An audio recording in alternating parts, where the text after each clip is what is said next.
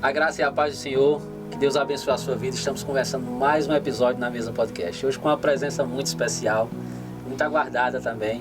Está conosco na noite de hoje nosso pastor Paulo. A paz do Senhor, pastor. Paz do Senhor, queridos, uma satisfação estar aqui com vocês, viu? Amém, pastor.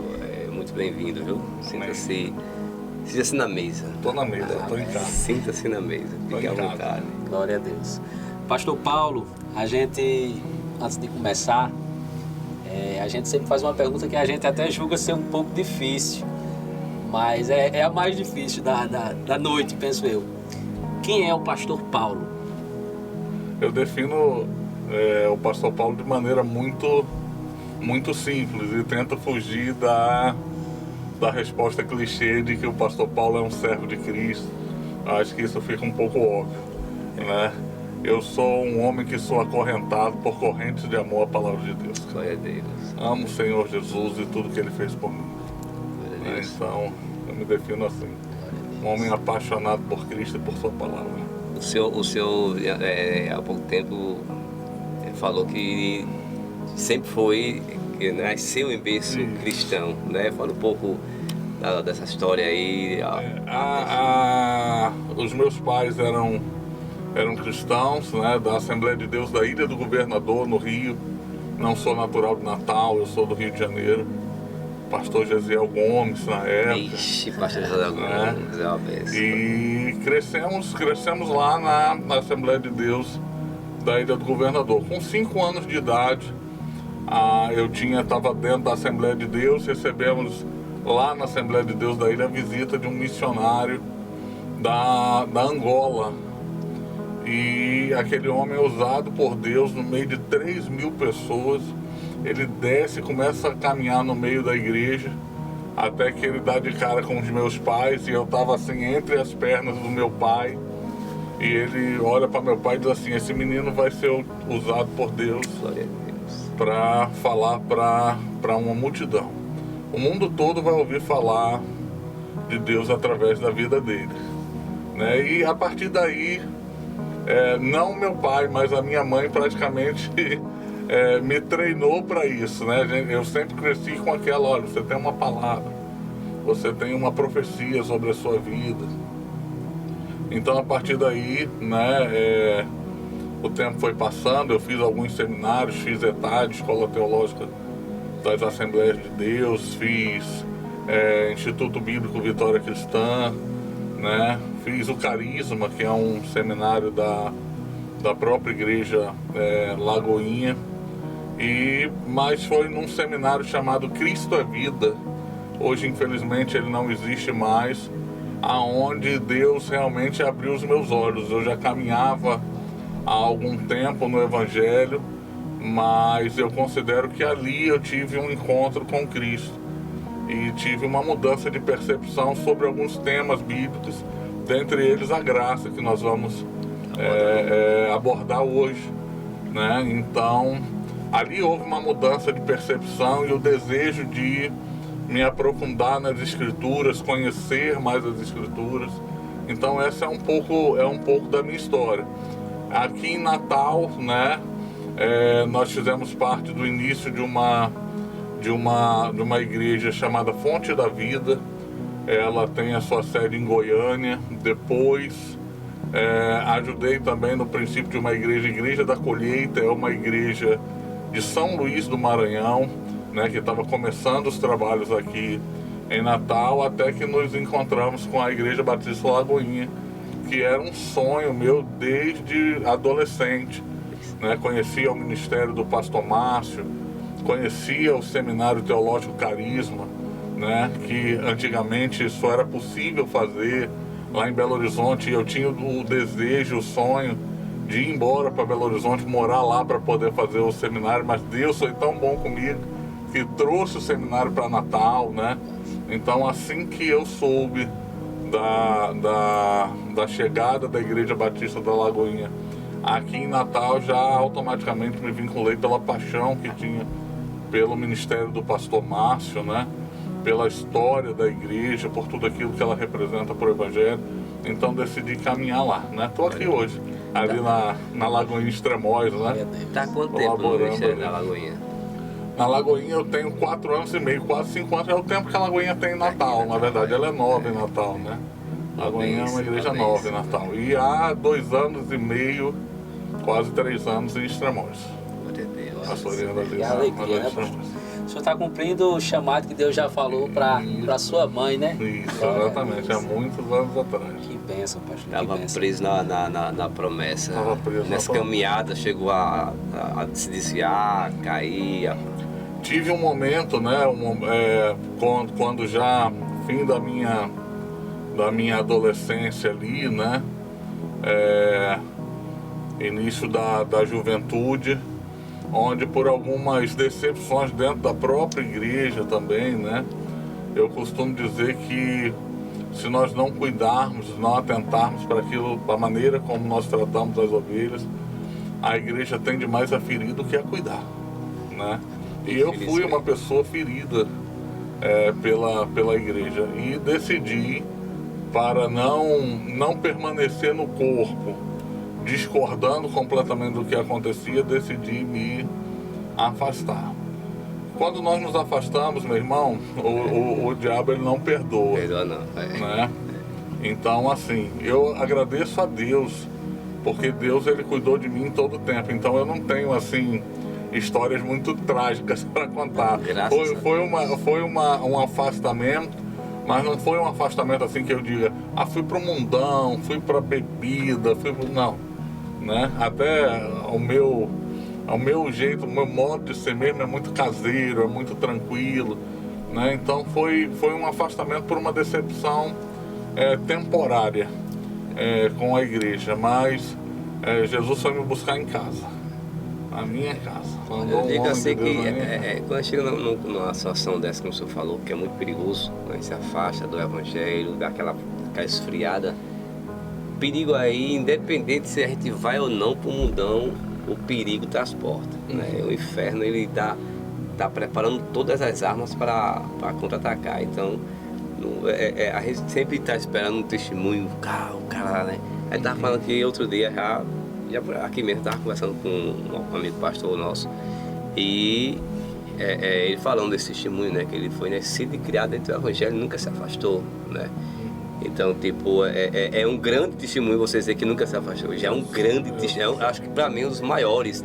Em algum momento alguém disse que você precisava sofrer bastante para ser valorizado. E glória a Deus, porque não foi o seu caso. Né? Isso, exatamente. Existe aí Até a igreja por algum tempo promoveu isso, né?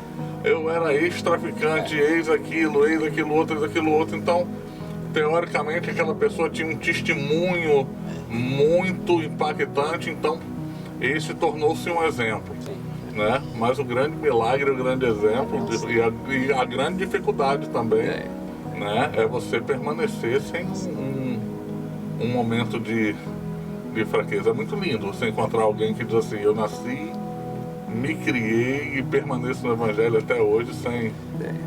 Pastor, já fazendo meio que uma ponte para o nosso assunto, tudo isso é mediante o favor de Deus, a graça de Deus na nossa vida. Se não fosse a graça de Deus, a gente não estava nem aqui à mesa, né? De maneira nenhuma. E essa é a primeira pergunta que eu queria que o senhor nos trouxesse uma luz da sua visão. Como que o senhor entende a graça de uma maneira abrangente para a gente ir entrando dentro desse assunto? Vamos lá, vamos entrar assim bem superficialmente, né? Mas já tentando desconstruir uma ideia formada por muitos anos pela igreja, né? Eu vou contar para vocês um parecer meu. Estou me sentindo em casa, isso é que é bom. Vou contar um parecer meu. Eu acredito que a igreja, por muitos anos, ela se acostumou a se alimentar de opiniões dos outros. Ou seja, a gente toma por verdade aquilo que outra pessoa diz. Talvez um desleixo com a palavra, uma falta de vontade de se aprofundar nas escrituras. Ou nós pensamos assim, para que eu vou me aprofundar na escritura se eu tenho o pastor Rinaldo que vai me dizer o que é graça? Então, o que o pastor Rinaldo disser, o que o Trócoli disser, o que o pastor Hélio disser, eu tomo por verdade. E por muito tempo a graça foi vista como uma coisa muito superficial. né?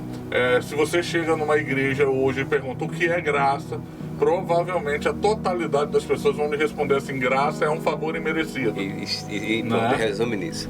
E a graça é muito mais ampla para isso. A graça não é simplesmente um direito à salvação. A graça ela não é simplesmente a remoção dos pecados.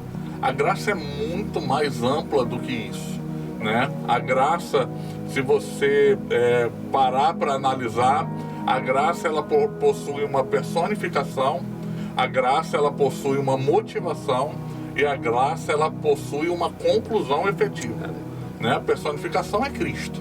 Não existe graça sem Jesus.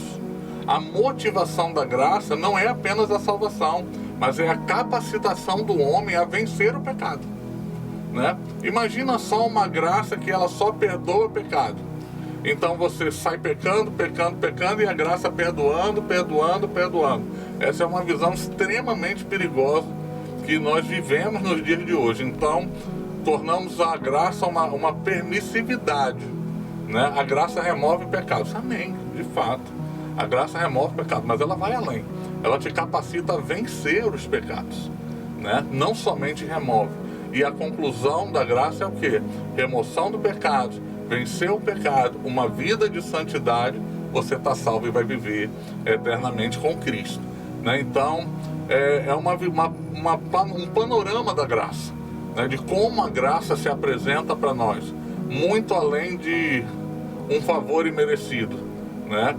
Claro, ela se torna um favor imerecido a partir do momento que eu e você temos a convicção de que, ainda hoje salvos, tendo o Espírito Santo em nós como habitação, né, decidiu fazer de mim e de você morada, ótimo, glória a Deus, com a capacitação dada pelo Espírito e pela graça de Deus de vencer o pecado, ainda hoje nós não somos capazes de merecer aquilo que Jesus fez por nós. Então é um favor imerecido. Grande favor. Mas vai muito além disso, né? E é nesse aprofundamento que nós precisamos entrar. Por exemplo, se alguém pergunta para você o que é o pecado, talvez você vai dizer assim, de maneira simples, um conceito de pecado que é muito aceito. Pecado é errar o alvo. Nós dizemos, pecado é errar o alvo, né? Mas você já errou o alvo algumas vezes sem pecar. Concorda comigo? Concordo. Eu errei o alvo. Muitas das vezes. Agora mesmo nós estamos fazendo uma reforma em Extremóis, mas nós estamos cobrindo a igreja para poder colocar ar-condicionado, tudo isso. Então eu chamei pessoas especializadas no serviço para poder fazer aquilo que eu tinha de melhor, o melhor que eu pudesse para a igreja. E nós forramos a igreja, tudo bonitinho, de acordo com o que nós calculamos, a igreja toda forrada. De repente, com essa proximidade aí do mês de julho, começou esses ventos mais fortes. Um belo dia eu abro a igreja e começo a olhar que está entrando uma corrente de vento e está suspendendo toda a estrutura da cobertura que nós fizemos, o vento. Ou seja, eu objetivei algo, eu tinha um alvo, mas eu errei. E eu não pequei por isso, né? Então, o pecado também vai além do que errar apenas o alvo, né? Essa é uma maneira superficial. Mas que nós tomamos por verdade e muitas vezes nos vemos satisfeitos com esses conceitos, né? E por que nós distorcemos algumas coisas? Porque nós estamos satisfeitos com os conceitos que outras pessoas nos dão. Hoje você abre uma Bíblia, né, e tem uma nota de rodapé lá, que não é um texto santo. O texto santo, ele para no texto bíblico. Ali foi um homem que escreveu. É válido? Claro. Né? Claro que é válido. Aquilo foi um homem que estudou e se aprofundou, mas não deixa de ser um homem. Então, o que nós nos acostumamos? Nós lemos a Bíblia, a gente desce lá, dá uma lidinha na nota de rodapé e a gente toma aquilo. Mas se Deus tem uma revelação para você, meu pastor, diferente daquela, né? Então, se nós não nos adaptarmos a dizer assim, poxa, graça é um favor imerecido, mas eu vou estudar e vou me aprofundar sobre a graça. Poxa, pecado é errar o alvo? Mas o autor de Hebreus também diz que pecado é transgredir a lei. Aí errar o alvo pode ser involuntário. A lei é algo conhecido. Transgredi-la é uma opção. Então nós costumamos dizer que o pecado, olha como já começou a aprofundar, o pecado é a transgressão voluntária da lei. Não é somente errar o alvo, é errar o alvo voluntariamente. Pastor, mas se eu não tenho conhecimento da lei? Aí a Bíblia diz para você que aquilo que você fez no tempo de ignorância não é levado em consideração. Opa, então eu estou me aproximando de um conceito apropriado de pecado. É burlar a lei de maneira consciente. Não é só errar o alvo, não é só burlar a lei, é de maneira consciente, né? Não pise na grama, vamos dizer assim. Aí eu estou lendo lá, não piso na grama, vou lá e piso, né? Eu estou conscientemente infringindo a lei, é pecado, né? Estou usando o exemplo aqui, é pecado. Mas se a placa está virada e você pisa na grama, você não leu, é pecado? Aí não. Não é pecado, né? Não é pecado, mas você errou o alvo. Errou o alvo, porque está dizendo lá que não pode. Em algum lugar está dizendo que não pode pisar na grama, você só não viu. Né? Essa falta de profundidade, a gente vai meio que entrar nisso aí. É o que leva o homem ao pecado, que o senhor falava aí, eu trazia à memória os próprios fariseus, né? Eles detinham informação, eles tinham a lei. Só que faltava a maneira correta de praticar. Então eles erravam o alvo, mas você não ia dizer que o fariseu pecou, né? O fariseu pecou não, porque ele obedecia à lei. Isso. Então essa falta de profundidade, ela traz isso na nossa vida? Isso. Lembra que eu falei para você que a graça ela tem uma personificação, mas ela também tem uma motivação, né? Qual era o problema do fariseu? O fariseu, a palavra utilizada no texto original da Bíblia é o que nós conhecemos como atuação, teatro, né? Uma atuação. O problema do fariseu não era a falta de conhecimento do texto bíblico, muito pelo contrário. Eles conheciam com profundidade. Mas era a motivação pelo qual eles usavam o seu conhecimento. Né? Jesus, quando ele é questionado, ou quando alguém chega para Jesus e diz assim, Senhor, nos ensina a orar, Jesus ele podia ter se limitado simplesmente ao ensino da oração, sim ou não? Mas Jesus ele começa ensinando como não se deve orar. E a primeira coisa que Jesus faz é apontar um fariseu. Não é isso? Que exemplo, hein? E Jesus diz assim, quando vocês forem orar, não seja como eles. E Jesus diz o quê? Eles estão ali atuando, eles já estão recebendo a sua recompensa, que é o reconhecimento humano. Né? Então a falta de profundidade certamente leva o homem ao pecado. Mas talvez a motivação errada leve muito mais do que a falta de conhecimento. Porque se você embasar na falta de conhecimento, nós podemos usar o texto que diz assim, poxa, se você não conhece, talvez isso não seja imputado sobre você. Talvez você esteja numa inocência. É por isso que a igreja precisa incentivar o estudo bíblico, a leitura bíblica, embora isso também tenha ao lado perigoso da história, né? Bom, se eu não conheço, eu estou inocentado e eu conheço e agora eu corro um risco Você sai de um lugar de desinformado para talvez um lugar de rebelde. Exatamente. Se a plaquinha do pisagrama está virada e eu não sei, eu estou inocentado. Mas se ela vira para mim e eu leio, então agora eu corro um risco de ser acusado por pisar, né? Mas é o conhecimento profundo da palavra, não pelo pecado, porque aquele que tem a sua natureza trocada, né? Aquele que tem uma nova natureza, ele não a motivação dele não é mais o medo do pecado, né? Nós não nos movemos pelo medo do pecado.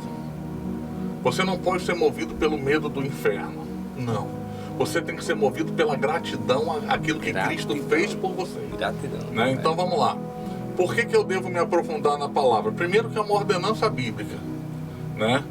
A Bíblia diz que nós padecemos porque não conhecemos a palavra. Então, a falta de conhecimento está estabelecida como um pecado, né? Você erra porque você não procura conhecer. Primeiro ponto. Segundo ponto é santificai-vos na verdade. A tua palavra é a verdade. Então só existe santificação através da palavra. E sem santificação, aí o autor de Hebreus já disse, ninguém vai ver a Deus. Né? Então nós precisamos do quê? Cada dia mais nos aprofundar na palavra.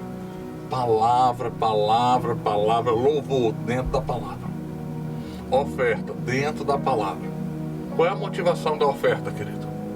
Qual é a motivação de dízimo e oferta na igreja? É crescer o cofre da igreja? Está errado. Porque a palavra diz assim, honre ao Senhor com seus bens e a primícia de todas as suas rendas. Qual é o básico da oferta? Honrar. Está entendendo? Se aquela palavra não honra a Deus, se aquela palavra tem uma motivação errada, ei, eu acho que se eu jogar isso aqui para a igreja, isso vai sensibilizar o coração do irmão, ele está errado. É erradíssimo. É palavra? É Bíblia? É. Mas qual é a motivação? Errada. É o fariseu. Glória a Deus. Está entendendo? É o fariseu. Ele conhece profundamente. Fomos alcançados por essa graça. Graças a Deus. Graças a Deus, né? O senhor falava, eu confesso que eu não tinha tido ainda essa olhado com esse prisma de que a motivação, né? Mas a preocupação é não ore como ele.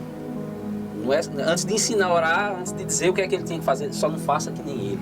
A preocupação, eu confesso que eu não tinha ainda pegado.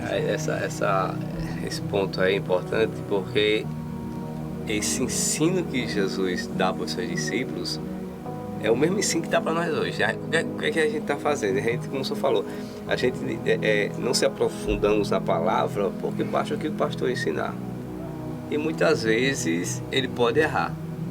É aquela coisa, eu estou ensinando algo aqui, mas o que ele está ensinando? Eu tenho um hábito de ouvir o pastor está ministrando, meu pastor, no caso o pastor Alex, está pregando, está ensinando, e meu amigo é aqui, ó, sabe, riscando o tempo todo, tendo ciência do que o que está falando é dentro da palavra, né? Então eu estou aqui só pegando nota e cada vez mais que pego nota, mas eu, tipo assim, você passa, você leu, releu e nunca percebeu.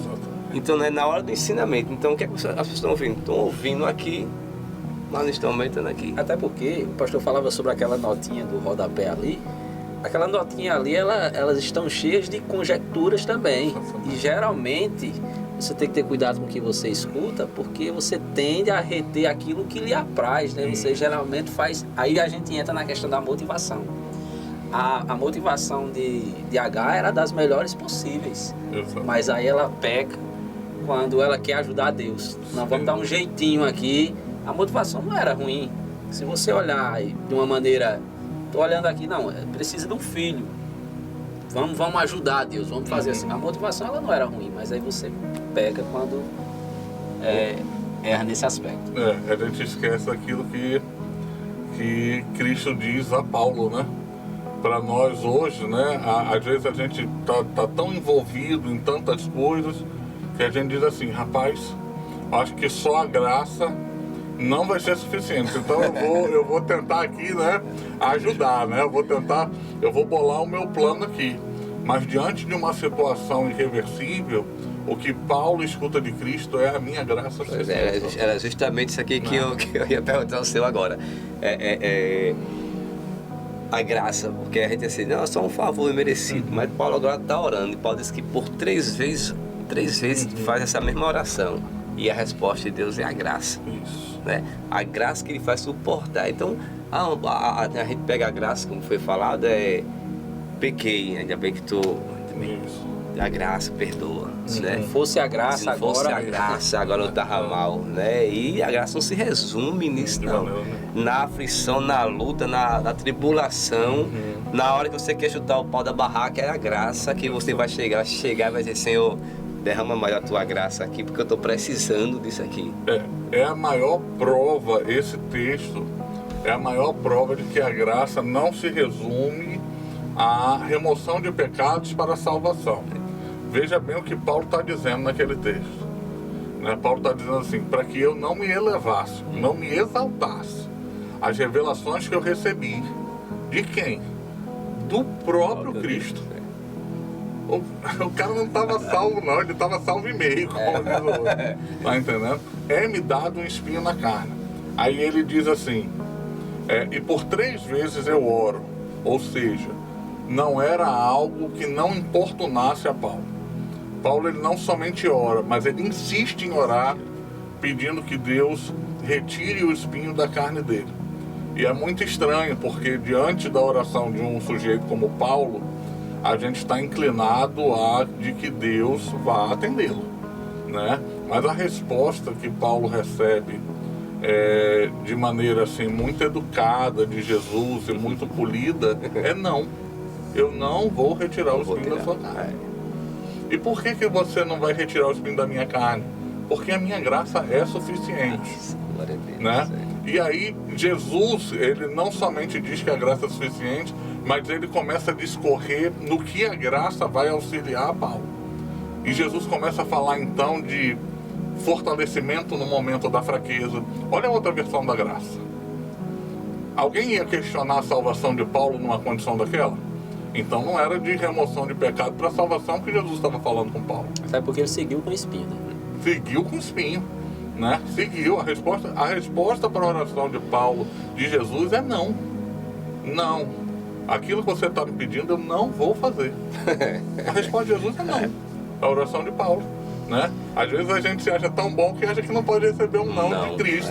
Mas Paulo recebeu. Paulo foi agraciado com um não. Com um não. E ele percebe isso. Ao longo do ministério de Paulo, ele vai perceber isso. O quanto ele foi agraciado por aquele não. Porque foi através do não que ele recebe da retirada do espinho que ele começa a entender o favor de Deus. Paulo ele diz que se alegra nas tribulações. Por quê?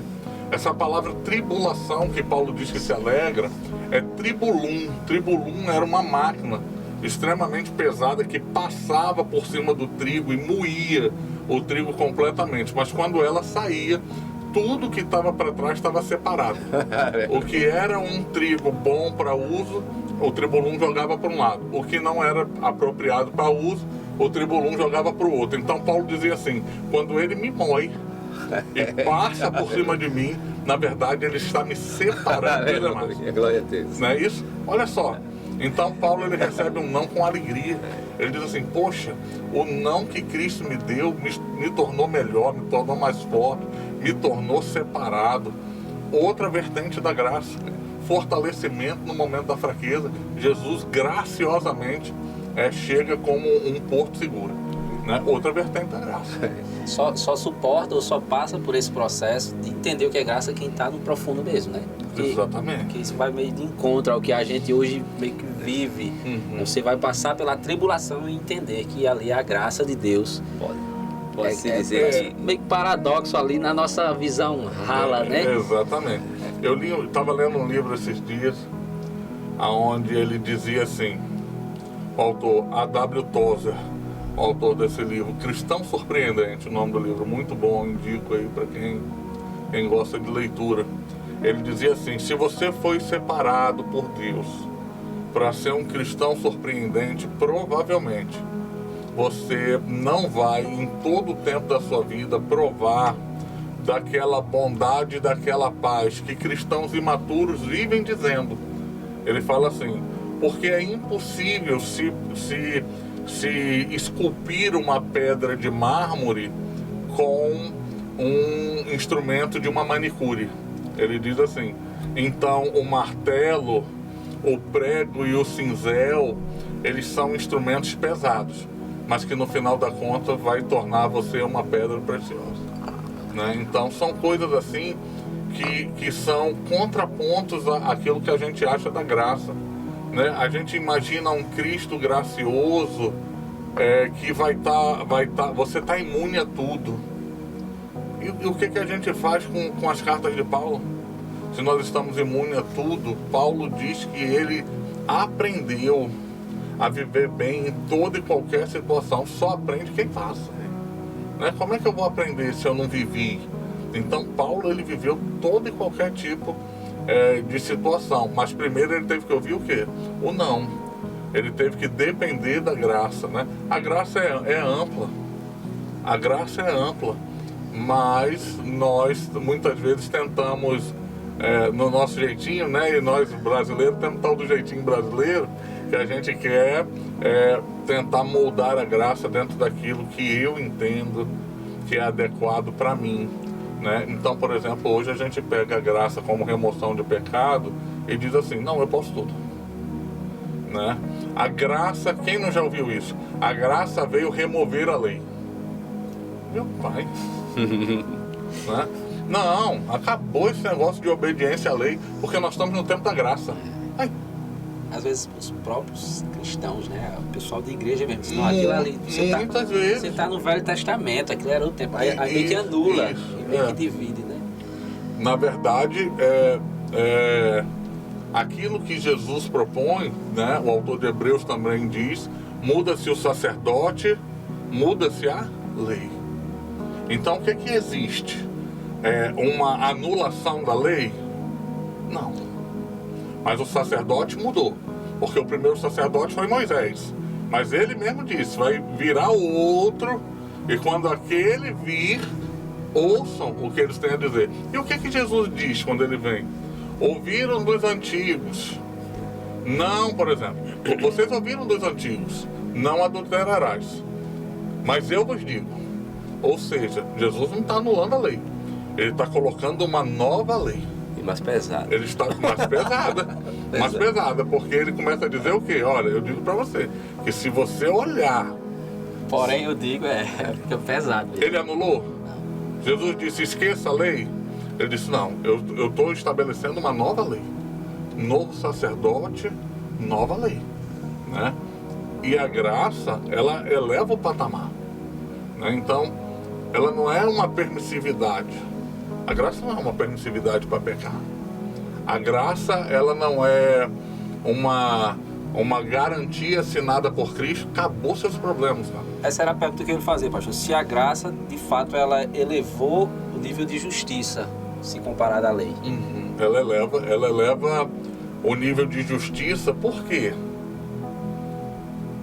Vamos lá. Personificação, motivação e conclusão.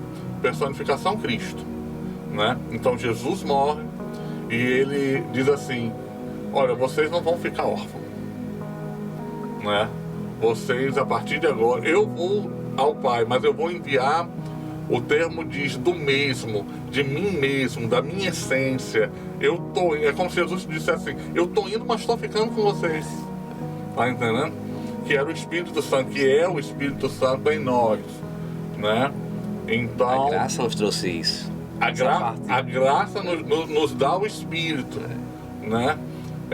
Morando em nós. Isso é um privilégio.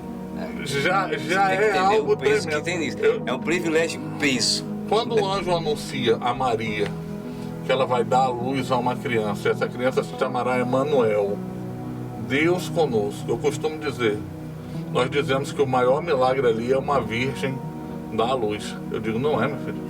O maior milagre é Emanuel. É Deus conosco. É Deus decidir habitar em mim e você, cara. Cheio das nossas limitações, cheio de pecado. Deus olha para nós assim, eu vou estar com vocês eternamente, né? Então por que o nível é elevado? Primeiro que agora você tem o Espírito. Isso. Né? Você tem o auxílio do Espírito. E você vive um tempo de graça. Qual é a motivação da graça? A motivação da graça é te capacitar a vencer os pecados. Lembra da mulher adúltera jogada aos pés de Jesus? Aquela mulher, ela tinha uma vida de adultério. Uma vida inteira de adultério.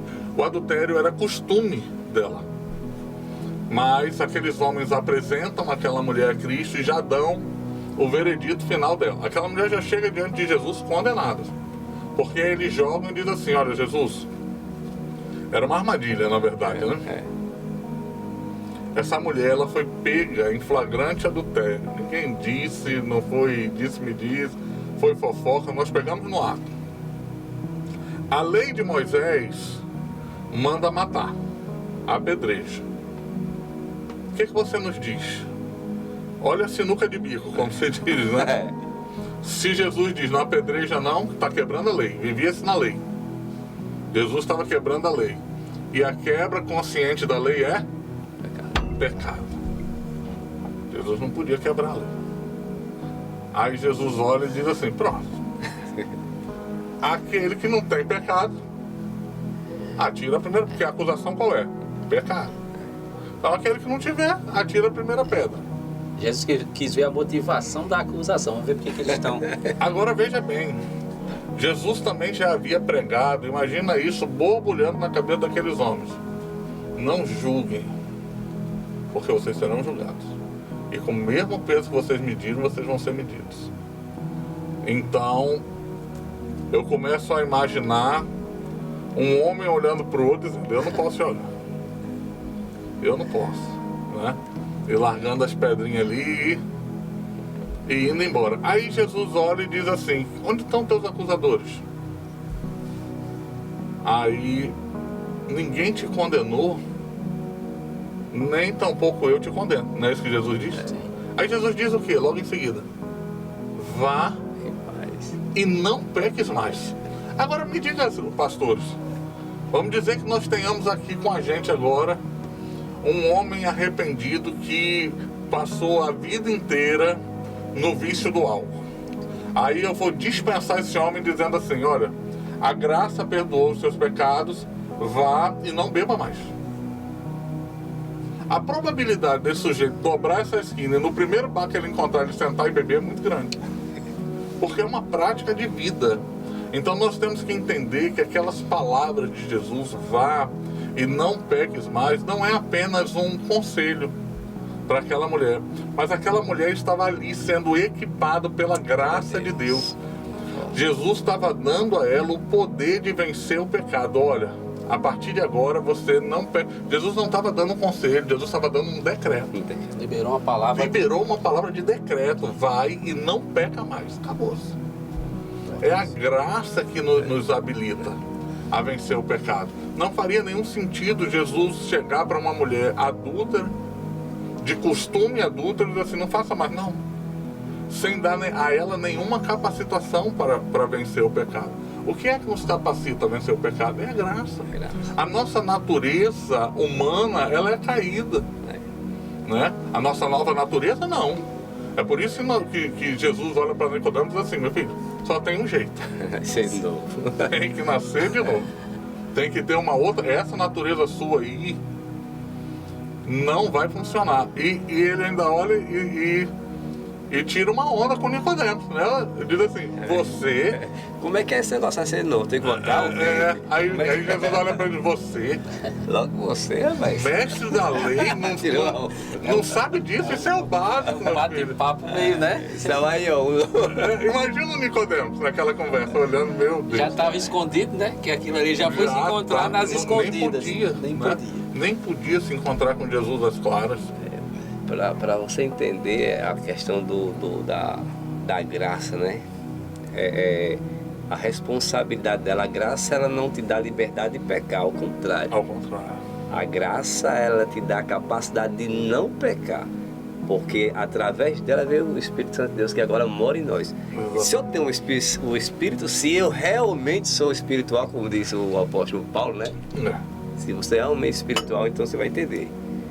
Então, esse Espírito de Deus que veio através da graça, ele tem que me dar a capacidade de eu suportar a tentação. Não era assim no Antigo Testamento. Né? O Espírito Santo, ele vinha, né, sobre o profeta, sobre o rei e sobre o sacerdote. Nem era para todo mundo, não. Só tinha essas três graças, concorda? Concordo. Não é isso? Então, tinha só essas três graças aqui que poderia estar receber. Então ele vinha, fazia o que tem que fazer e voltava. E ali já era. Por isso que Elias dá aquela carreira. Elias tá bem aqui, tocando fogo em tudo, e daqui a pouco o cara tá correndo. É porque, meu amigo, agora a graça nos deu a capacidade, como o apóstolo Paulo fala em Timóteo, né? Ele diz que não deu um espírito de covardia, né? Mas de ousadia. Então, a gente não tem esse negócio de estar pecando, dizendo. Exatamente. É a graça. A graça é o que nos habilita a vencer. A vencer o pecado. E é por isso que a gente tem que ter muito cuidado nessa definição de graça, principalmente essa definição de que é a graça que encobre tudo. A graça que encobre tudo é um Deus permissivo. Tá entendendo? É um Deus que diz assim, olha, eu morri E a partir de agora você pode fazer o que você quiser. Tá tudo pago. Tá tudo Paga pago. minha conta aí. Né? Essa palavra que a gente, se você que está acompanhando aí, você já pode mandar a sua pergunta e fazer o seu comentário, mas essa definição, porque vamos trazer para os dias de hoje. Existe uma preocupação com relação a essa legalidade, porque a gente pegou a graça e transformou ela num vale-pecado, onde a graça chega para mim como um bônus, eu pego aqui, mas lá no final, isso é um entendimento errado, né? A gente, Isso. e a problemática é essa, pastor. Como é que a gente transmite essa ideia de, olha, mudou a dispensação, veio Cristo, cumpriu a lei, mas veio a nova dispensação, mas não receba isso como uma legalidade, como um vale pecado que no final vai dar tudo certo. Como é que a gente leva isso com uma visão de esclarecimento? O que nós precisamos fazer? Primeiro ter muito cuidado com os textos bíblicos, né? Porque quando você diz assim para alguém, com uma motivação errada, obviamente, olha, meu filho, pastor, eu quero liberar uma palavra sobre a sua vida hoje. Não existe mais nenhuma condenação sobre você. Você sai daqui vibrando. Usar a Bíblia ainda, né? Usar a palavra. Bíblia, é palavra. Tá na Bíblia ou não tá? Tá na Bíblia. Tá na Bíblia, cara. Tá entendendo? Não há mais condenação sobre você. O quê? Não tem mais condenação sobre mim, não? Era tudo que eu precisava ouvir. Me apego com Romanos, pronto, acabou. Não é isso? Aí, problema. Aí o texto diz: portanto, nenhuma condenação há para aqueles que estão em Cristo Jesus. Para os que não andam. E olha aí. Vai direitinho? Peraí. Eita, apertou. Peraí que agora a coisa, né? Então não é só não há nenhuma condenação mais sobre você. O texto continua, né? Ele diz assim: para os que não andam segundo a carne, mas andam segundo o Espírito, porque a lei do Espírito de vida em Cristo Jesus me livrou da lei do pecado. Então a primeira coisa que a igreja tem que começar, volto a dizer, e eu tenho por certo de que nós estamos vivendo um tempo de divisão. Um dia eu volto para a gente falar de escatologia, mas eu creio que Jesus está voltando e está se preparando pessoas, estão se levantando pessoas que não vão mais se contentar com o superficial, né? O cara não vai se contentar mais com não há mais condenação sobre a sua vida. Alguém vai parar e pensar: peraí, então Jesus veio ao mundo, né? Filipenses capítulo 2, porque ele, sendo Deus, não usurpou em ser igual a Deus, antes ele se humilhou, ele toma forma de servo, vem como homem, é obediente até a morte, morte de cruz, para remover completamente a condenação da minha vida e da vida de todo mundo. Tem uma coisa errada aí. Então, peraí, onde é que está escrito isso? Romanos 8:1, deixa eu correr lá no texto. Deixa eu ver como... Rapaz, olha, não é bem assim não. Né? Deixa eu ler a epístola inteira. Né? Então, aí chegou o momento da igreja oferecer, e isso é responsabilidade nossa, viu, gente? É responsabilidade nossa. A igreja tem que assumir essa responsabilidade, os pastores precisam assumir essa responsabilidade. Olha, está na hora de nós nos voltarmos à palavra. Repito, santificai-vos na verdade, a tua palavra é a verdade, e sem ela não há santificação, e sem santificação ninguém vai para o céu, ninguém vai ver Deus. Então, qual é a receita, pastor? Aprofundamento na palavra, incentivo a igreja a conhecer a palavra, né? Crescer, conhecer e prosseguir em conhecer, né? É você se aprofundar mais, cada vez mais na palavra. Romanos 5, se eu não me engano é 5, deixa eu ver aqui, para que assim como o pecado reinou na morte, também a graça reinasse pela justiça que há para a vida eterna por Cristo Jesus. Está vendo, pastor? Eu sou justificado. aqui. A Bíblia está dizendo. Quem é que pode contestar um texto desse? Eu sou justificado. Aí Paulo continua. O que diremos então? Vamos permanecer pecando? Aí. De forma alguma. Olha o que Paulo pergunta. É. Rapaz, então... Você é profeta, né? Paulo está falando de hoje, né? É de hoje. É. Paulo está falando de hoje. Né? Eu acho que é Billy Graham que diz a Bíblia é mais atual que o Jornal de Amanhã. É Billy Graham que diz, é. É Billy Graham, não é isso? É. Então, olha bem. O que eu vou dizer? Peraí, olha o raciocínio do mundo. Peraí. Se eu recebo graça que encobre o meu pecado, então quanto mais peco, mais graça. É. Aí Paulo ele diz aqui. É isso que Paulo está dizendo. Né? O que diremos então? Permaneceremos no pecado para que a graça abunde em nós? Ele mesmo responde, de forma alguma. Como nós que estamos mortos para o pecado, viveremos ainda nele. Ou seja, a graça é uma habilitação para que você vença o pecado e não uma permissão para que você peque. Né? Então, respondendo a pergunta do pastor, como é que nós vencemos isso? Aprofundando os nossos textos. Nenhuma condenação há. É verdade? Justificados gratuitamente mediante o sangue de Jesus. É verdade? Mas não são textos que param aí. São textos que têm uma continuidade. Quem serão os beneficiados dessa justificação gratuita mediante o sangue de Jesus? Quem serão? Quem serão aqueles que poderão dizer assim, nenhuma condenação há para aqueles que estão em Cristo? Quem serão os beneficiados? São aqueles, o texto continua dizendo, são aqueles que vão romper definitivamente com o pecado.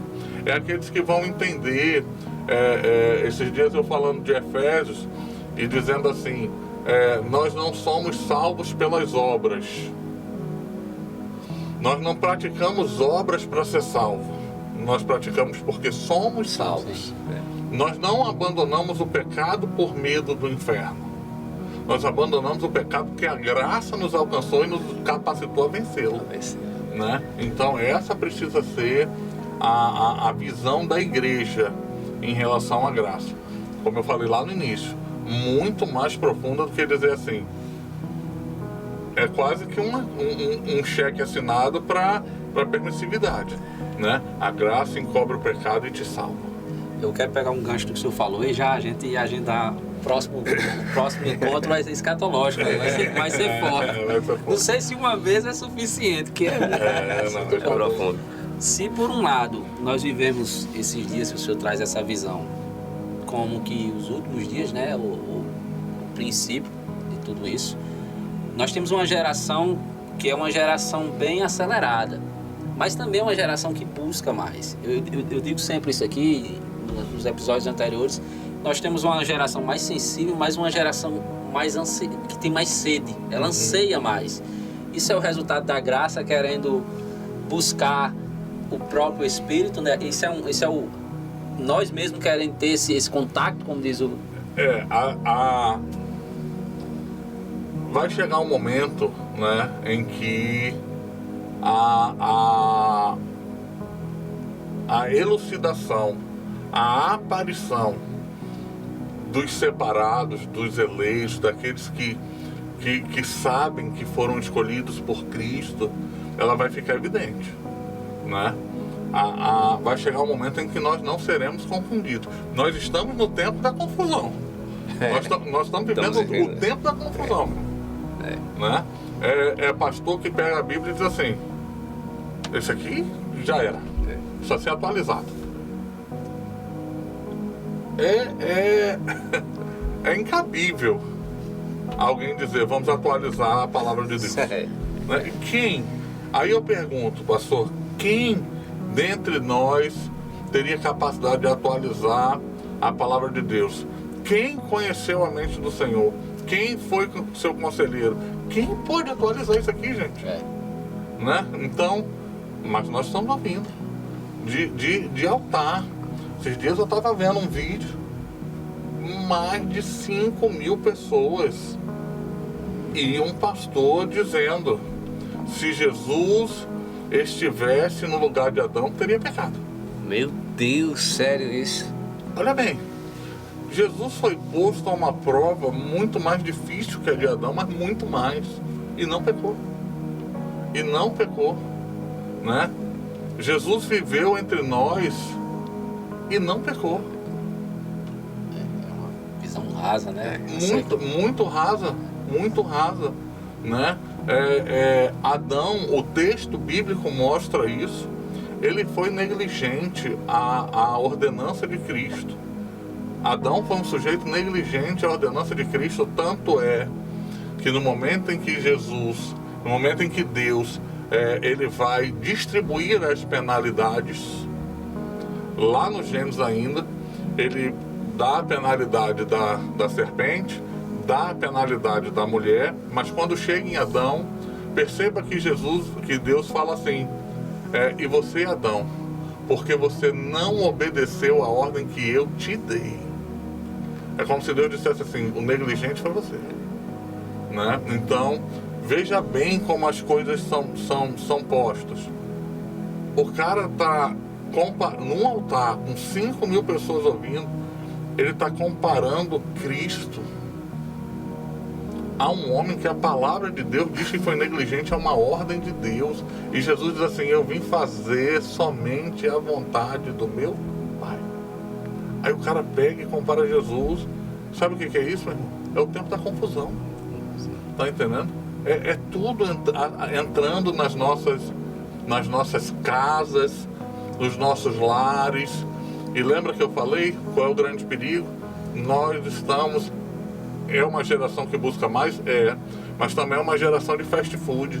É uma geração de tudo na mão. É uma falsa profundidade, pastor? Eu nem digo falsa, porque eu conheço jovens que buscam a palavra de Deus. Essa geração está levantando homens e mulheres diferentes, que se aprofundam de fato mais na palavra de Deus. Mas também é uma geração que sofreu um ataque que nós não sofremos. Sim. Nós não sofremos. Eu me recordo do meu tempo de criança. Verdade. Eu não sei se vocês também tiveram esse privilégio de nascer num lar cristão Alguém teria coragem de contestar no nosso tempo algo que a Bíblia diz que é pecado? Mas hoje é contestado abertamente. Abertamente. A igreja relativizou o pecado. Dentro da igreja, pastores.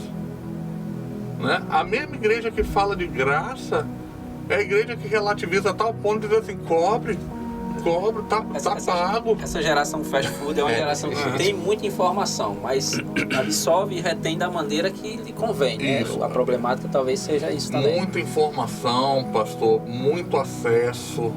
Nós não tínhamos isso.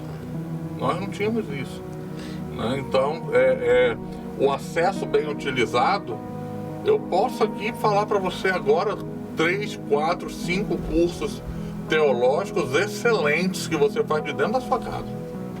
Mas eu consigo te dizer uma pancada de coisa que vai destruir a sua vida, que está a um toque da tua mão. Tá entendendo? E tá tudo ali. Esse cidadão aí é um exemplo. Ele falou para 5.000 pessoas uma besteira dessa. E acessível, né? Olha... Quantas pessoas já aquelas, desculpa, mas quantas pessoas já aquelas absorveram aquilo e talvez entenderam que aquilo poderia ser uma verdade? Quando ele fala isso, é chocante, para mim chocante. Quando ele fala isso, a igreja tá em polvorosa, dando glória a Deus, aleluia, tá entendendo? Porque sabe o que ele está querendo dizer? Jesus era como você. Jesus tinha as mesmas dificuldades que você. Jesus passou pelas mesmas coisas. Passou, mas venceu. É por isso que eu venci. Mas Jesus não caiu, não. O Espírito Santo que estava em mim está em você agora. Isso aí talvez passe por uma oratória de dizer, não, você é tão... Fica tranquilo. A graça, pronto, a gente vai voltar para isso. A graça dele vai fazer você chegar lá. Fica tranquilo. Então, assim, pastores, hoje existe muito acesso, né? Muita informação, muito conteúdo. Isso dificulta. No nosso tempo não tinha isso, não. No meu tempo eu me lembro que era domingo de manhã uma escola dominical, e quando chegava em casa era tarefa da escola e Bíblia. Eu tinha que voltar no domingo que vem com aquele versículozinho lá da escola dominical memorizada, né? Pega um jovem hoje, eu acho que todos nós brincamos de espada ao ar, né? Abre em tal livro, tal capítulo. O primeiro que abrir. Pega para um jovem abrir a Bíblia hoje. Complicado. E mais no... Ih, rapaz, aqui, tal, tudo aqui. facilidade, Tá entendendo? Então, assim, nós tivemos uma outra educação cristã. Verdade. Nós vivemos um outro tempo, né? É por isso que eu digo, por exemplo, eu ouvi muito dos meus pais. Você precisa conhecer a palavra. Você precisa se aprofundar na palavra. Quando eu fiz aquele seminário Cristo a Vida, aquilo me abriu os olhos. Quando eu falei de graça, eu pude entender essa graça ampla de Cristo, que não é uma graça que apenas perdoa os meus pecados, mas é uma graça que me auxilia na minha fraqueza, é uma graça que me capacita a vencer o pecado. Você pode vencer isso, né? Você pode vencer isso, né? A própria igreja diz assim: o homem é pecador por natureza, nós sempre vamos pecar, a nossa carne é tendenciosa ao pecado, mas a gente esquece que nós temos um espírito, a gente esquece que o Espírito de Deus testifica com o nosso espírito. Ei, eu não estou condenado ao pecado pro resto da vida, não. De maneira nenhuma. Né? Isso é uma aceitação. Visão legalista. É uma visão legalista do pecado, como Paulo diz. A antiga lei, ela existiu apenas para nos mostrar que nós não poderíamos cumpri-la. A dependência que nós tínhamos de Cristo. Mas hoje não. Hoje nós temos uma graça que nos habilita a vencer o pecado. A vencer o pecado. E nós temos que lutar para vencer o pecado. Eu chegar para um menino de 17, 18, 19 anos, na flor da idade, dizer assim: olha, a nossa natureza é caída mesmo. Não é fácil, não. Não é A fácil. gente entende, compreende, já passei por isso. É. Né? Tranquilo. Fica tranquilo. Daqui a rapaz, pouco você vai agarra no braço desse vai cara. chegando a maturidade e tal, aí pronto. Daqui quando tu tiver com seus 80 anos, tu vai estar bem. Tá entendendo? Agarra no braço desse menino e diz: rapaz, olha, você serve um Deus que te habilita a vencer o pecado. Tu consegue vencer isso, meu irmão. Tá entendendo? Tá aí, você não sabe onde é que tá, você tem que achar que tá aí já. Ele mora, né? Isso. Ele mora. É banalizar. Paulo diz que nós temos um tesouro em vaso de barro. A nossa fragilidade em vista daquilo que habita em nós. Mas nós não passamos isso para essa meninada. Tá entendendo? Deus habita em você, o Espírito Santo habita em você. Ele decidiu não habitar mais em templos feitos por mãos de homem. Isso é graça, pastor. É graça. Onde é que havia merecimento em nós? De maneira alguma. Né? Então é a graça pura de Deus se manifestando em mim e em você. O próprio Jesus, quando convida os discípulos a irem ter o encontro com o Espírito Santo, ele entendia que se não fosse o Espírito Santo, eles não iam seguir. Mesmo sendo participantes, né? Eles já tinham ali uma história, né? No ministério de Jesus, viram milagres acontecer, mas eles precisavam do Espírito Santo ali. Foram 3 anos andando com Cristo, 3 anos ouvindo Cristo, 3 anos Jesus ensinando, 3 anos de amor, 3 anos seminário. de milagre. Pois é, top, tudo direitinho, porque tudo direitinho, quando Jesus morre, os camaradas estão tudo voltando para o mar de novo. Tudo pescando, tudo. Mas veja bem, Jesus teve que buscar de um por um. 3 anos e meio. Andaram com Deus, presenciaram tudo isso.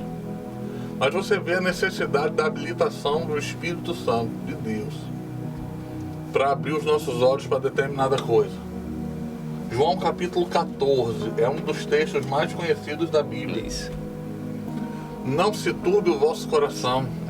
Crede em Deus, crede também em mim. Existe um diálogo aqui nesse texto que eu acho interessantíssimo. Eu tenho uma coisa comigo, pastor. Eu incentivo a meninada a tentar praticar isso. Que é o quê? Eu tento entrar na história. Viajar. Eu tento estar ali. Então Jesus está conversando com os discípulos. Eu, quando leio isso, eu tento me colocar ali no cantinho. Rapaz, eu estou ouvindo a conversa. Aí veja bem a conversa de Jesus. Versículo 3: quando eu for e vos preparar lugar, eu voltarei novamente e vos receberei para mim mesmo, para que onde eu estiver, ali vocês possam estar também. Jesus está preparando os discípulos para o momento da sua partida, né? Aí Tomé, né?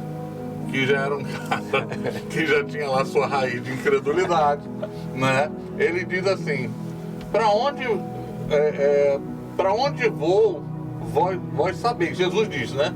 Para onde vou, vós sabeis. Aí Tomé diz assim, Senhor, nós não sabemos para onde você vai, não. A dúvida de Tomé, na verdade, a dúvida era De todo mundo. De todo mundo. Essa aí Tomé foi o Garajão. Tá todo mundo no mesmo barco. Aí Tomé diz assim, olha, aqui nas nossas palavras, ó, Jesus, eu não estou sabendo para onde você vai, não. Isso para mim é novidade. Jesus então começa a se revelar para aqueles homens. 3 anos e meio. Aqueles homens estão vendo tudo que Jesus fez. Aí Jesus diz assim, eu sou o caminho, a verdade e a vida. Ninguém vem ao Pai, não é vai. Ninguém vem ao Pai, a não ser por mim. Jesus responde. Eu acho que esse é um dos textos mais conhecidos da Bíblia, né? Versículo 7.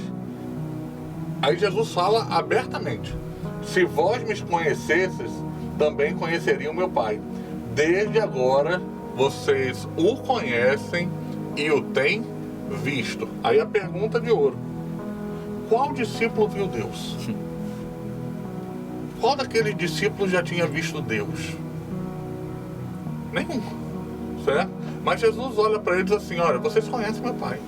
Agora, Jesus diz, agora, tá aqui texto. Forte, é forte. Texto. Agora, vocês já o conhecem e já o têm visto. 3 anos e meio aqueles homens andando com Jesus. Aí, podia bastar no Tomé, né? No Tomé já podia parar. Mas o Filipe não se deu por satisfeito. Aí Filipe diz assim, Senhor, mostra-nos o Pai, e isso é suficiente. Meus pastores, eu não sei vocês, Glória a Deus. mas eu consigo sentir nas palavras de Jesus aqui um tom de decepção. Jesus diz assim, disse-lhe Jesus, Eu tô nesse meio. há tanto tempo eu estou com vocês e vocês ainda não me conhecem, Filipe. Desse jeito. Quem me vê, vê o Pai. Então, existem situações, pastores, nós não estamos falando de qualquer homem, não. Esses homens aqui foram apóstolos do Cordeiro. Alguns deles apóstolos de fundamento da nossa fé. Não são qualquer homem, não. Mas sem o Espírito Santo neles, Aleluia. eles estavam de frente a Cristo. Viram Jesus, não conseguiram reconhecer. A gente diz assim, veja se isso não já passou no coração de vocês. Eu confesso que meu pecado já passou no meu. A gente diz assim, como é que um fariseu, conhecedor da palavra como aqueles caras eram, com 13 anos de idade, aquela turma toda ali conhecia o Pentateuco de cor. Como é que aqueles homens vivem, enxergam o ministério de Jesus, não conhecem? Jesus entra numa sinagoga, abre o pergaminho de Isaías, lê o pergaminho, fecha, entrega na mão de um homem daquele e diz assim, olha, essa palavra está se cumprindo agora, hoje. E eles não conheceram a Cristo. Não conheceram. Esses homens andaram com Jesus 3 anos e meio. Todos os milagres de Jesus eles presenciaram, todos. Tiveram o privilégio de ouvir de Jesus explicações de parábolas que ninguém ouviu. Jesus explicou para eles, separavam os 12, sentavam e dizia, a explicação é essa, é assim, assim, assim, assim. Explicação diferenciada em alguns momentos. Jesus lava o pé daqueles homens, os pés daqueles homens, olha para eles assim, vocês entendem o que eu estou fazendo? Aqueles homens viveram um momento com Cristo. No fim da vida de Jesus, do ministério de Jesus, eles não sabem com quem estão andando ainda. Você entende isso? Desse jeito. Aí nós queremos hoje, trazendo para o dia de hoje, que os nossos jovens, que as nossas igrejas conheçam a Jesus mediante a nossa força. Se a gente não incentivar essa turma a mergulhar na palavra, entender o que é a graça de Deus, a maior graça que nós temos é a habitação do Espírito Santo em nós, que nos capacita não somente a conhecê-lo, mas a viver 24 horas com Cristo em nós. E há toda a verdade. Cristo em nós é esperança de glória. Aleluia. Tá entendendo, pastor? Aleluia. A graça é isso. Não é fim da lei. Graça não é fim de lei. Graça é substituição de lei. Muda-se o sacerdote, muda a lei. Graça não é permissão para pecar. Graça é habilitação para vencer o pecado.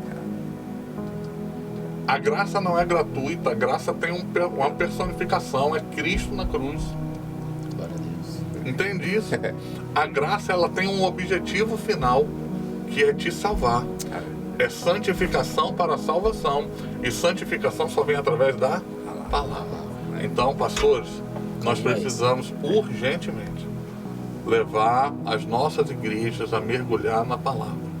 Mergulhar na palavra. É a palavra a fé é pelo ouvir e ouvir a palavra de Deus. Outro texto que nós mudamos, né? As nossas traduções mudam. Nós costumamos dizer assim: a fé vem pelo ouvir. O texto original não diz isso. O texto original diz: a fé é pelo ouvir. No momento em que você ouve, a fé se faz presente naquela hora. Ela lhe transforma. A palavra de Deus, a graça de Cristo, ela é transformadora. Entende isso? Ela lhe transforma. Ela não somente lhe salva, ela te faz uma pessoa diferente. Ontem, pastor, talvez você não conseguisse vencer o pecado. Hoje a graça está em você.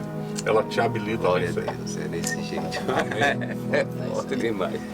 É forte demais. Só para concluir, né? A gente já no finalzinho. Aqui a gente ia a noite todinha. Tava numa vigília, um negócio, né? Tá gostoso demais. O alimento aqui tá gostoso. Tá gostoso. Gente, pessoal, curte aí, compartilha, tá? Deixa o teu like aí, que para abençoar vidas. Pastor, a gente estamos vivendo na dispensação da graça. E pouquinho que eu conheço, essa é a dispensação que mais está demorando. Então eu acredito que já está durando 2000 anos. Então eu estou acreditando que já estamos no finalzinho. Está findando. A porta tem eu acho que o senhor conhece. A porta da graça aberta está, mas sei que um dia ela se fechará. Então está se fechando. Exatamente. Temos que mergulhar nessa graça. Urgente. Entender o que ela realmente é. Urgente. É forte. Feliz demais com Urgente. esse momento. Glória a Deus. Que bênção, meu pastor. Esclarecedora a palavra e mais que isso, a gente precisa abençoar vidas, né? Eu vou ficar com aquela... Eu ainda estou aqui ardendo com aquela mensagem que Jesus decretou sobre a vida daquela mulher, né? Isso. Como a gente precisa ministrar a graça do Senhor, porque está aí. Você só precisa fazer, Exatamente. entender que está aí. Então não é tudo pode fazer, não, você vai conseguir, mas você foi habilitado a vencer isso. A gente era não é. A gente é para ser mais forte, né? Eu ouvi algum pastor falar isso. Não sei se eu ouvi algum pastor falar isso ou se eu li. Não sei se eu ouvi algum pastor pregar, não lembro alguém. Que o Espírito Santo de Deus hoje habita em nós. Não foi assim com Moisés, não foi assim com os homens, os profetas. Eles vinham, faziam e iam embora. Mas esses homens foram fiéis, né? Esses homens viram como o profeta Isaías, né? Foi cerrado ao mesmo camarada e não abriram. Isso. E a gente é para ser melhor. Exatamente. Porque habita em nós, a graça trouxe isso, né? Isso. O Espírito Santo de Deus habita. Eu tenho que ser melhor, a partir de hoje eu tenho que ser melhor que ontem. É exatamente isso que a graça nos habilita, É. né? A crescer, de fé em fé e de glória em glória. De fé em fé. Passo a passo. A graça de Deus nos habilita a ser melhores a cada dia. É isso que nós temos que buscar. Culturalmente, infelizmente, a gente não faz. É tão fácil, né? Hoje a gente enxerga o Espírito Santo em nós como se fosse um brinquedo que uma criança ganha, né? Então você ganhou o presente gratuito de um Espírito Santo com você, mas parece tão fácil que para que valorizar isso, né? Então nós precisamos incentivar essa meninada a entender aquilo que habita em nós, a graça que há em nós, o que foi derramado sobre nós, né? É isso que vai transformar vidas. O senhor falou sobre a graça e teve uma hora que o senhor falou sobre o pecado, fez também ali uma ponte entre os dois. Aí o senhor falou agora sobre o Espírito Santo. Eu acho que a gente erra quando a gente... De fato, o Espírito Santo é o nosso amigo, mas ele não é nosso colega, ele é nosso amigo. A gente vai vencer quando a gente entender que está lá. Isso. A graça nos alcançou, ele está lá. A gente só precisa se fazer conhecer. Pastor, que alegria. Tem chegado foi aqui. toda minha mesmo. Deus, como passou rápido, a gente quase não começou. Foi, eu tenho que voltar, eu preciso voltar. Que alegria. Vai voltar sim, não, Jesus. Quero voltar. Pastor, no final a gente geralmente faz ali um bate e volta. E depois desse bate e volta eu ia pedir ao senhor que, nas suas últimas considerações, o senhor pudesse falar essa câmara e abençoar as pessoas que vão. Mas eu vou falar uma palavra aqui e o senhor fala aquilo que o senhor... Meu raciocínio não é tão rápido assim, né? Mas fica à vontade. Vamos tentar. Amém. Pastor, o grande dia. Salvação. Dia de ver Jesus face a face. Esse é o grande dia. Céu. O céu é o nosso alvo. Se nós errarmos esse alvo, aí é pecado. Deixarmos de desejar o céu, a gente cai no pecado. A igreja do Senhor. A igreja do Senhor, guarde isso no coração, é única, não tem plaga, não há divisões entre nós somos um só corpo e um só cabeça, que é Cristo. Glória a Glória Deus. a Deus. Bem, pastor, agora gastando mais uma vez o senhor, eu queria que o senhor olhasse para essa câmera aqui, deixasse suas considerações finais e abençoasse as pessoas que vão assistir essa vida. Meus amados, primeiro eu quero falar da satisfação de estar com esses dois homens de Deus, o quanto que eu cresci aqui junto deles, né? E como é bom ter momentos como esse. Quero lembrar você que santificação vem mediante ao conhecimento da palavra de Deus. Invista tempo na palavra de Deus. Ame a palavra de Deus. Tenha ela como seu livro de cabeceira. Não se exima de ler outras coisas, mas nada pode superar a importância da palavra de Deus. Sem santificação, ninguém verá a Deus. E santificação vem através da palavra. Então guarde isso no seu coração, busque ardentemente conhecê-la, foque, como nosso pastor diz, no céu. Esse precisa ser o nosso alvo. O desejo de encontrar o nosso Salvador face a face. Amém? Que Deus possa abençoar a sua vida no nome poderoso de Jesus. Amém. Glória a Deus. Amém. Mais uma vez, meu pastor, eu quero agradecer, tá, por atender esse convite. Eu confesso que foi bem breve, né? A oportunidade que eu tive, eu disse, eu vou aqui, vou trazer esse ano para... Eu estive na Lagoinha, né? No batismo da minha sobrinha e assisti o culto à noite e fiquei maravilhado e amei demais. Que bom. Né, o culto, a recepção da igreja e a palavra, que o gostoso de tudo é a palavra, né? Deus abençoe a sua vida. Se você chegou até aqui, não deixa de compartilhar, abençoar outras vidas, curtir também. Que Deus abençoe a sua casa, que a palavra do Senhor possa sempre ser luz na sua vida, na sua família. Que o Senhor abençoe você e até o próximo episódio na Mesa Podcast. Amém? Amém.